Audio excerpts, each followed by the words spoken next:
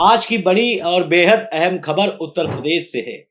ये खबर उन राजनीतिक दलों से जुड़ी है जिनका कभी जन्म बड़े सपनों के साथ हुआ था, लेकिन वक्त के साथ ये गुमनामी में खो गए। सोचिए, किसी छोटे से कस्बे में कभी किसी पार्टी का झंडा लगा था, लोग इकट्ठा हुए थे, भाषण भी हुए थे, नारे भी लगे थे और बड़ी बड़ी बातें हुई थी।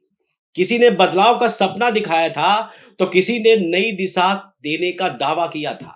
लेकिन धीरे धीरे वो आवाजें खामोश हो गई, झंडे उतर गए, नारे थम गए और वो पार्टियां बस नाम के लिए रह गई। और अब चुनाव आयोग ने इन खामोश हो चुकी पार्टियों पर सख्त कार्रवाई की है। उत्तर प्रदेश की 121 राजनीतिक पार्टियों को चुनाव आयोग ने निष्क्रिय मानकर अपनी सूची से हटा दिया है। जी हाँ, 121 दल अब मान्यता प्राप्त राजनीतिक पार्टियों की सूची में नहीं है। कारण साफ है, 2019 के बाद से इन पार्टियों ने ना कोई लोकसभा चुनाव लड़ा, ना विधानसभा और ना ही किसी और स्तर पर अपनी सक्रियता दिखाई। यानी ये पार्टियां मैदान में थी ही नहीं, बस नाम के लिए पंजीकृत थी। अब सवाल उठता है कि इसका असर क्या होगा। सबसे पहला असर होगा चुनाव चिन्ह का। अब इन दलों के पास कोई भी चुनाव चिन्ह नहीं रहेगा। दूसरा असर होगा आर्थिक लाभ पर। पार्टियों को जो टैक्स में छूट और अन्य चुनावी सुविधाएं मिलती थी, वो अब इनसे छिन जाएंगी। तीसरा असर है राजनीतिक पहचान का। जब कोई पार्टी डिलिस्ट हो जाती है, तो धीरे धीरे उसकी राजनीतिक मौजूदगी भी खत्म हो जाती है। लेकिन चुनाव आयोग ने पूरी तरह से दरवाजा बंद नहीं किया है।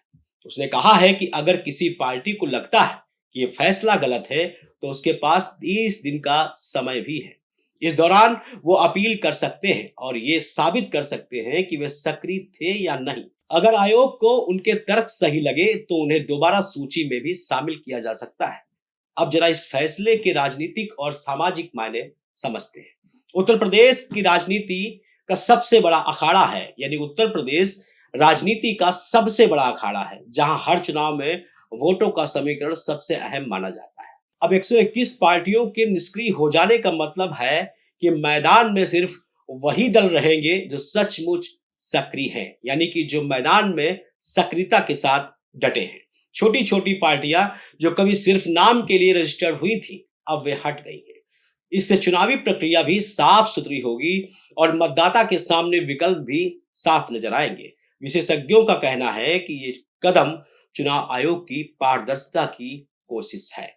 हालांकि कुछ छोटे दल इस फैसले की जल्दबाजी या अन्याय कह सकते हैं, लेकिन सच ये है कि लोकतंत्र में वही दल टिक पाता है जो जनता के बीच उतरता है, लोगों से जुड़ता है और चुनावी मैदान में अपनी ताकत दिखाता है। अब सवाल ये है कि आम मतदाता पर इसका क्या असर होगा। सीधे तौर पर शायद ज्यादा फर्क ना पड़े, लेकिन हाँ, चुनावी प्रक्रिया ज्यादा सरल हो जाएगी, क्योंकि अब वोटरों को ढेर सारे नाम मात्र के दलों से कंफ्यूजन होना नहीं पड़ेगा। बड़े दलों और सक्रिय दलों के बीच ही असली मुकाबले देखे जाएंगे। आज चुनाव आयोग ने इस फैसले में हमें यही याद दिलाया कि लोकतंत्र में वही दल बचेगा जो सक्रिय रहेगा, जो जनता की नब्ज समझेगा और उनके बीच जाकर काम करेगा। सिर्फ नाम से नहीं, बल्कि काम से पहचाना जाएगा। तो दोस्तों, ये थी आज की हमारी राजनीतिक खबर कि उत्तर प्रदेश की 121 पार्टियां अब निष्क्रिय और उनकी मान्यता खत्म हो गई है। मैं हूं पीयूष मणि अवस्थी, आप देख रहे थे इंडिया जंक्शन। इस फैसले पर आपकी क्या राय है?